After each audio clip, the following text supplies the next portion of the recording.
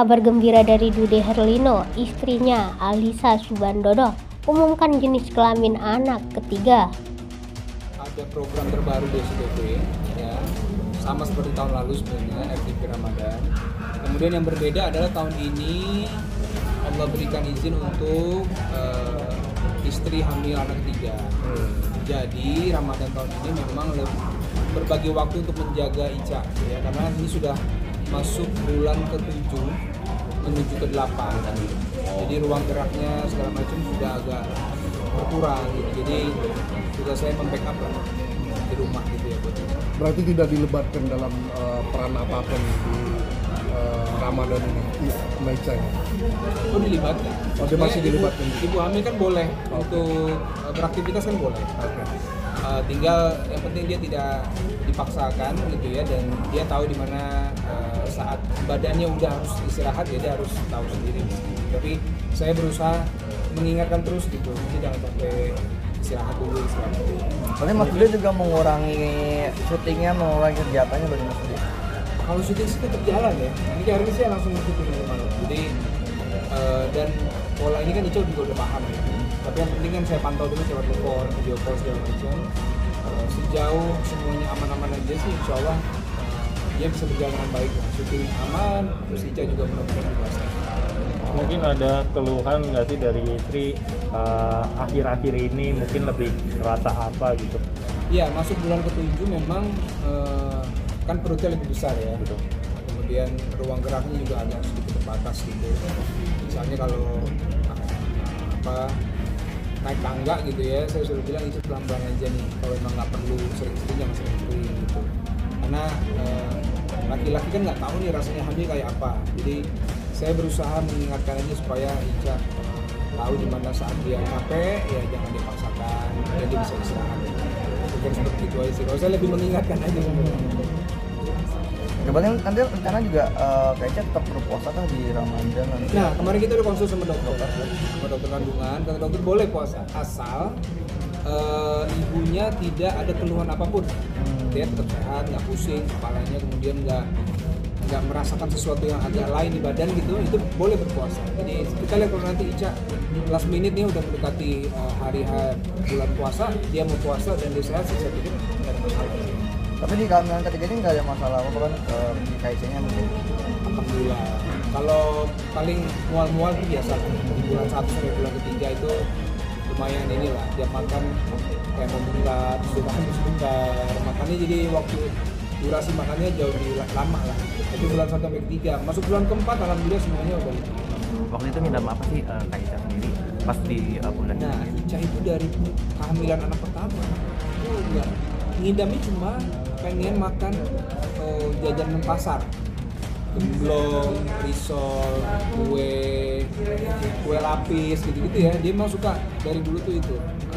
Saya udah hafal nih, jadi pas kehamilan ketiga kemarin saya langsung bilang Ica, yang Ica mau pesen aja semuanya, yang penting Ica happy, karena dokternya pesan Pak istrinya harus happy terus, apapun yang dia mau kasih aja dulu. Dan saya udah tahu yang Ica mau pasti kue-kue tradisional.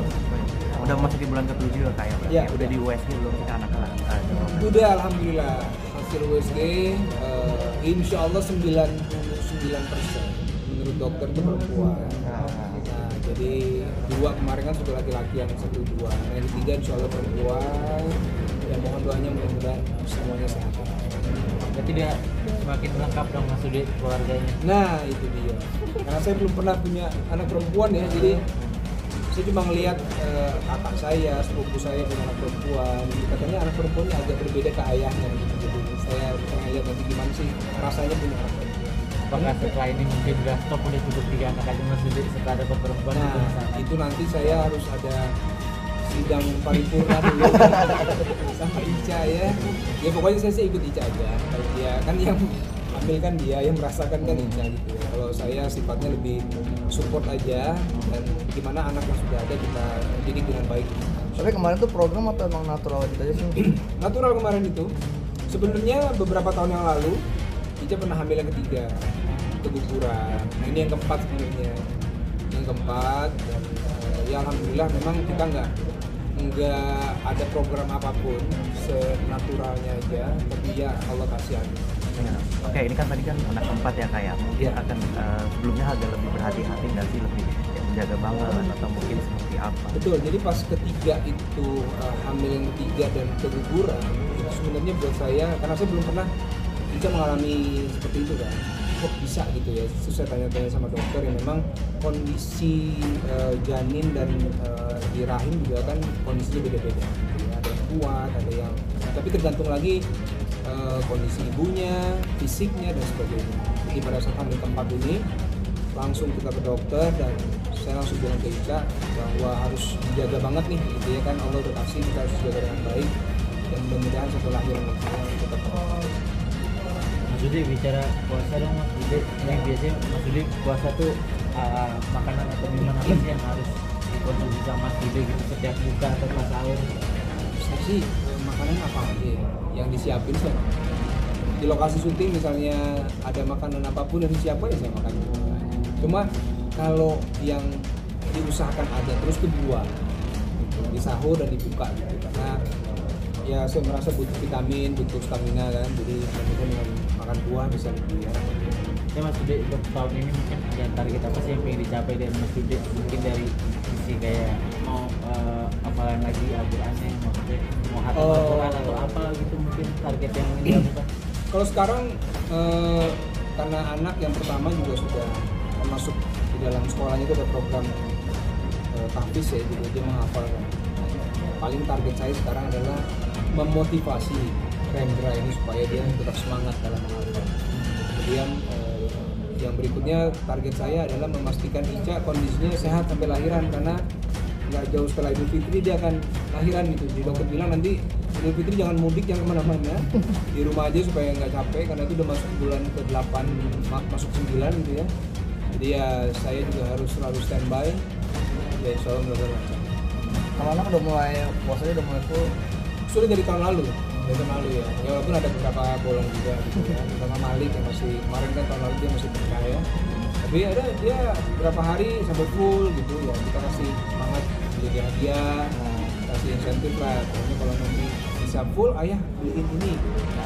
Tapi itu Kalau tahun ini udah kayak gimana semangatnya, udah mulai bilang ayah aku mau dari dia tahu saya syuting buat Ramadan, dia udah nanya, ayah kapan kita sahur ya? Gitu. Kapan kita puasa ini? Ada nunggu gitu. Jadi hype-nya udah mulai berasa lah di rumah.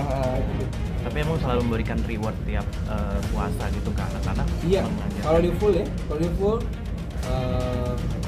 saya sebenarnya begini, niatnya adalah karena ini masih kecil, anak dengan dikasih hadiah dia akan lebih semangat. Tapi dia juga bisa merasakan manfaat buat dirinya sendiri. Misalnya kayak kemarin dia hafal juz 30 gitu ya. Itu buat saya sama Ica itu sesuatu yang saya mungkin belum hafal sebanyak Rendra gitu ya.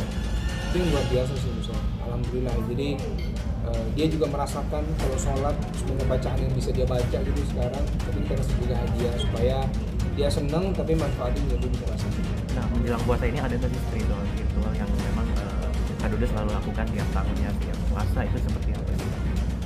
Menjelang Ramadan, ya kalau yang harus dilakukan kan minta maaf ke orang tua.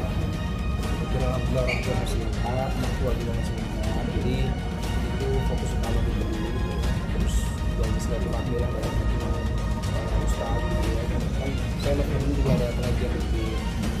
Terus ya selebihnya menyiapkan diri lah, menyiapkan mental, karena puasa kan juga butuh fisik yang kuat, makna yang harus didalami gitu ya, karena supaya nggak lewat begitu aja, tapi harus ada yang diisi.